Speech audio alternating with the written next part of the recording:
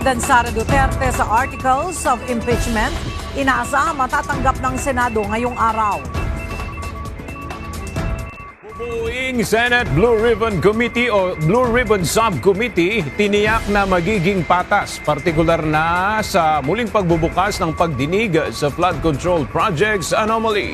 Ngunit isang mambabata sa Kamara duda sa intensyon ng muling pagbuhay sa pagdinig.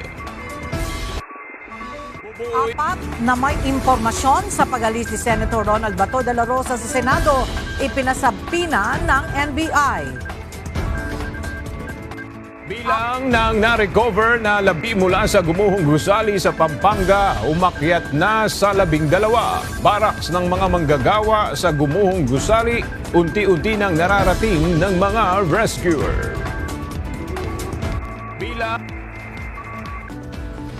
Inaasahang sasagutin ngayong araw ni Vice President Sara Duterte ang mga paratang sa kanya na nakapaloob sa articles of impeachment mula sa House of Representatives. Maaaring maghain ng tugon ang pangalawang Pangulo ng personal sa pamamagitan ng kanyang mga abogado o sa pamamagitan ng electronic mail.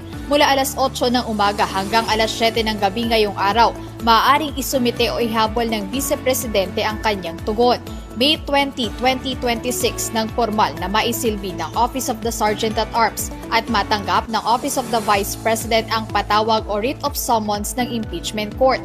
Matapos nito, binigyan si VP Duterte ng non-extendable na 10 calendar days upang magsumite ng kanyang opisyal na sagot sa articles of impeachment.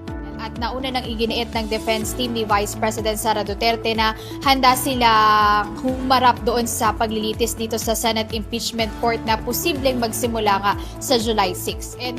Pinasinungalingan ni Senate President Alan Peter Cayetano ang aligasyon ng minorya na may kinalaman sa impeachment trial ni Vice President Sara Duterte ang pagsusulong ng majority bloc na amyendahan ang rules ng Senado hinggil sa remote participation. Paliwanag ng Senador, magkaibang usapin ang impeachment at ang panukalang pagbabago sa Senate rules. Giit pa ni SP Cayetano, ang pinagtalunan lamang sa plenaryo noong May 26 ay kung maaari bang talakayin ang mosyong amyendahan ang rules at hindi ang mismong nilalaman ng mosyon ni Senator Rodante Marcoleta. Wala pong katotohanan na yung amendment ng rule na to ay nakaugnay sa amendment sa rule sa impeachment. Bakit po? Unang-una, inadapt na po namin yung rule sa impeachment. Pag binago namin yun, ipapublish pa, tatagal pa po yun. So, ngayon po, ang pinag-uusapan ay rule sa Senado.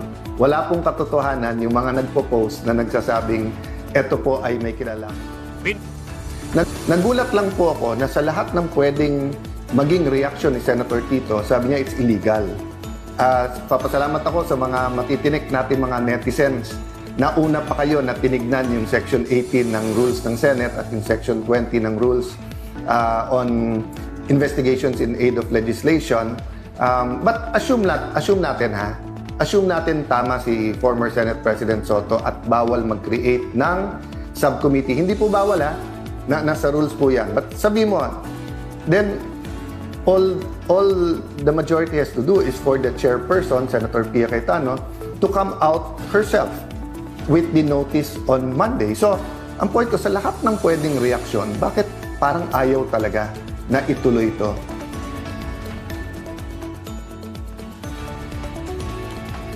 Inaasahang bubuo ang Senado ng isang Blue Ribbon Subcommittee na partikular na tututok sa investigasyon sa anomalya sa flood control projects. Sa naunang pahayag ni Senate President Alan Peter Cayetano noong nakaraang Biyernes, si Senator Rodante Marcoleta ang magiging chairman nito. Si Marcoleta ay dati ng chairman ng Senate Blue Ribbon Committee na nauna nang nag-imbestiga sa mga katiwalian hinggil sa flood control projects.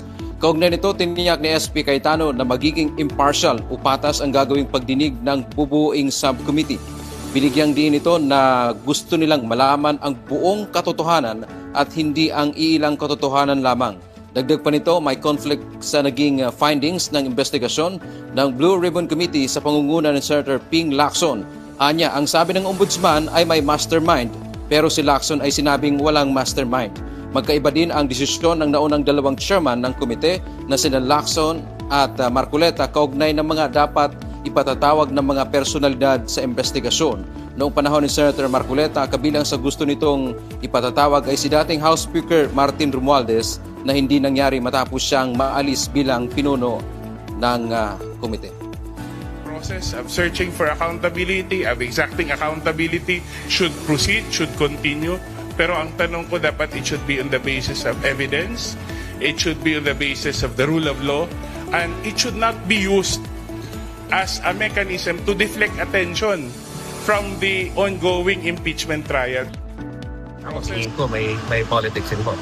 Hindi ko maintindihan nung dating chairman si Senator Ping Lacson sa Committee on Blue Ribbon, meron siyang committee report na ayaw pirmahan ng mga kasamahan niya doon. Bakit ganon? Tapos ngayon bubuksan na naman nila. So ano ba talaga naging reason kung bakit hindi sila magkasundo? Dagdag pa nito, dapat ipaubaya na lang sa Office of the Ombudsman ang investigasyon sa flood control projects. Anya, posible ring may conflict of interest sa nakaambang investigasyon ng Senate Blue Ribbon Subcommittee. Trabahong tamad. Ito ang direktang pahayag ni Senator Panfilo Lacson sa napabalitang pagpapasabpina ng National Bureau of Investigation sa asawa ni Senator Ronald Bato de la Rosa na si Nancy de la Rosa.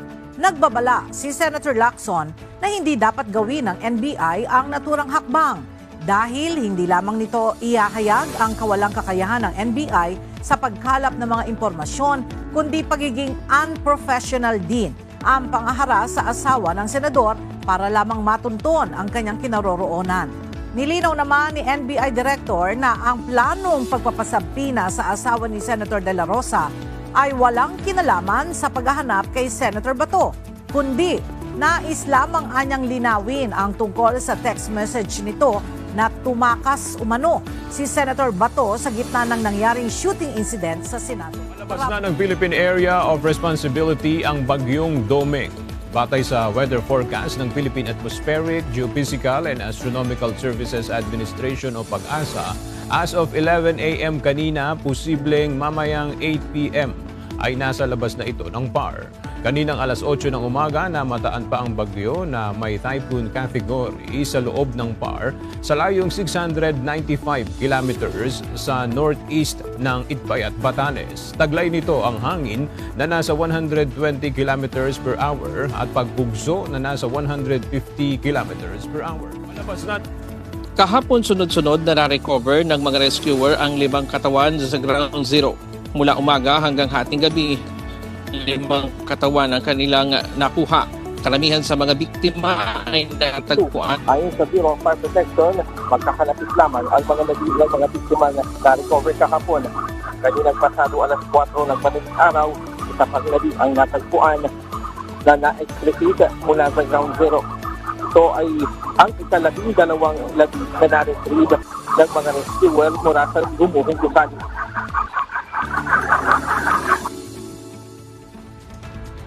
Humihili ngayon sa Sandigan Bayan si Senator Jinggoy Estrada na bigyan ng nararapat na konsiderasyon ang mga mosyong inihain ito sa hukuman at pairalin ang due process. Ngayong araw, naghain ang kampo ng mambabatas ng Urgent Omnibus Motion ad cautelam na humihiling na mapawalang bisa at tuluyang i-dismiss ang kasong isinampa sa kanya o kaya naman ipagpaliban ang mga paglilitis at ibalik ang kaso sa Ombudsman upang muling imbestigahan at makumpleto ang preliminary investigation. Gate ng mambabatas, ang mga ito ay hindi basta mga teknikalidad lamang, kundi makatarungan at naaayon sa batas na mabigyan siya ng pagkakataong magamit ang mga legal na remedyo bago isagawa ang umano'y anumang mapilit na hakbang laban sa kanya. May pang balita, inaasahang ipatutupad ng mga kumpanya ng langis ang malakihang bawas presyo sa mga produktong petrolyo bukas. Araw ng Martes, June 2. 8 pesos and 70 centavos ang inaasahang pagbaba sa kada litro ng diesel batay sa inisyal na pagtaya ng ilang oil industry players. Habang nasa 6 pesos at 10 centavos naman ang posibleng maging bawas sa kada litro ng gasolina. At 10 piso kada litro naman ang inaasahang rollback sa kerosene.